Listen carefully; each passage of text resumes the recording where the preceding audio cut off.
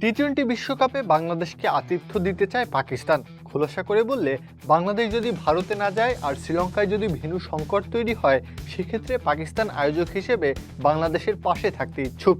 অনেকটা ঝোপ বুঝে কোপ মারার মতো। তবে এমনটা হওয়ার সম্ভাবনা আসলে কতটুকু? নিরাপত্তাজনিত কারণে ভারতে যেতে চায় না বাংলাদেশ, গল্পটা বেশ পুরনো। যেহেতু হাইব্রিড মডেলে বিশ্বকাপ আয়োজিত হচ্ছে, তাই বাংলাদেশ ক্রিকেট বোর্ড যেতে চায় শ্রীলঙ্কায়। এই নিয়ে চলছিল আলোচনা, দফায় দফায় আইসিসি বরাবর চিঠি ছোড়াছুড়ি।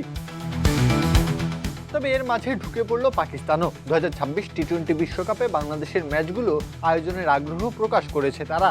এমনকি তাদের সবগুলো মাঠও শতভাগ প্রস্তুত। এখানেই শেষ নয়, আইসিসি ইভেন্টগুলো আয়োজনে নিজেদের সাফল্যের কথাও টেনে এনেছে তারা। তবে এই পাকিস্তানের ইচ্ছা পোষণ করা আসলে কতটা বাস্তবধর্মী, বা এমনটা হওয়ার সম্ভাবনা আদৌ কি আছে? উত্তরটা নেতিবাচকই আসবে। বিশ্বকাপে সবকিছুই এখন মোটামুটি প্রস্তুত।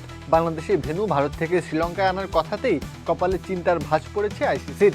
1 মাস আগে ভেন্যু পরিবর্তন যে খুব সহজ ব্যাপার নয়। শুধু কি তাই, আয়োজক দেশ ভারত নিজেও সেটা চাইবে না নিশ্চয়। এর মাঝে আবার পাকিস্তানের প্রসঙ্গ আনা যে এক প্রকার বিলাসিতার শামিল।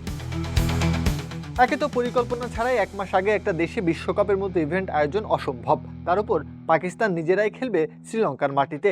সবচেয়ে বড় কথা, শ্রীলঙ্কাতে বাংলাদেশের খেলা ভারত মেনে নিলেও চিরপ্রতিদ্বন্দ্বী পাকিস্তানের মাটিতে নিয়মের বাইরে গিয়ে বিশ্বকাপ আয়োজনটা নিশ্চয়ই মেনে নেওয়ার মতো না। সবশেষে বাস্তবিক অর্থে এমনটা হওয়া সম্ভব না। প্রত্যহ কাব্য, খেলা 71।